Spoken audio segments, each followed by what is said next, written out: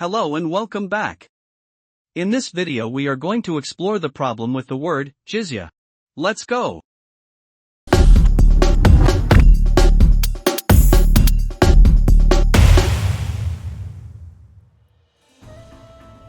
Jizya is a tax paid by non-Muslims living in Islamic lands, but we need to go back in time and address something important before we can understand the problem.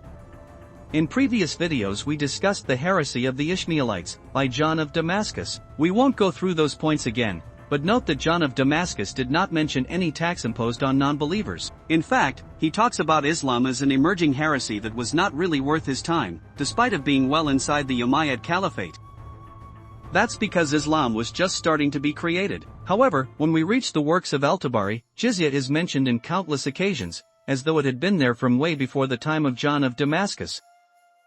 That was nothing but Abbasids imposing their ways and retrofitting them into the very elaborated, fabricated history, and an unknown word in the book that had been circulating was repurposed to serve their goals.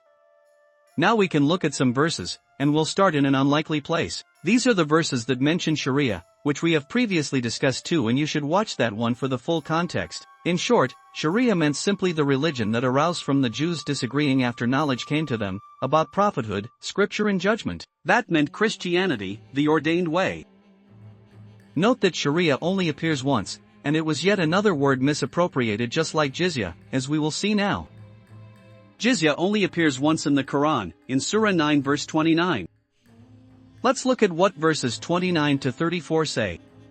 Verse 29 commands the listeners to fight or combat, as translated by Saint Murad, the disbelievers. Even though the word, fight or combat, literally means to fight violently to the death, that meaning only seems to work for the numerous verses that spell out that disbelievers should be killed. Most verses though, they seem to imply apologetic, not real fighting. The violence verses talk a very different story and seem to be additions to fit the emerging violent ideology. This verse though, the implication is not to fight, but to debate and convert people to Christianity. Yes, Christianity. In fact, it asks listeners to do that to those who don't consider unlawful what God and His messenger made unlawful. Furthermore, it says to do that to those who do not adopt the religion of truth, which we have seen on the Sharia verses meant Christianity.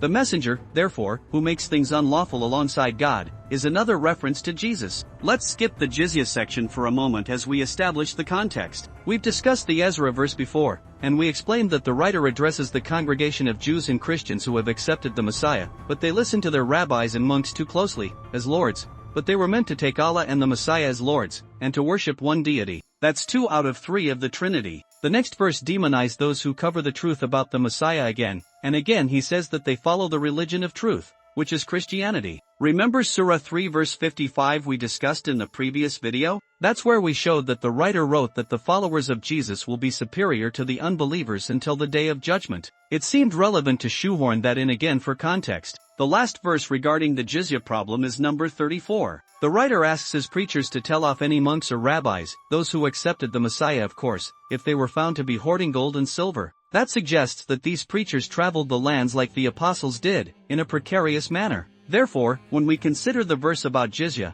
we find a problem in the narrative. These individuals were not fighting in the physical sense, and they were not taking payments for their services, or at least nothing excessive. Therefore, demanding payment to others would not have been the original meaning of the word. In fact, jizya is not an Arabic word, but rather a corrupted version of the word for tribute. The literal translation has puzzled scholars and it is subject to much speculation. It says, give the jizya about hand. That is a very odd expression indeed. It points towards a clear mistranslation at the time the razm was established. Taking into account the context that we have discussed so far, the original meaning of this verse would have been something along the lines of, keep debating those who do not believe, until they accept the Messiah and humble themselves. Just like in our video about the splitting of the moon, this is a very clear mistranslation from the original, yet not a mystery we can solve. But do you, or anyone you know, have the skills to figure it out, now that we've laid out the problem? Let us know on the comments section below. See you soon.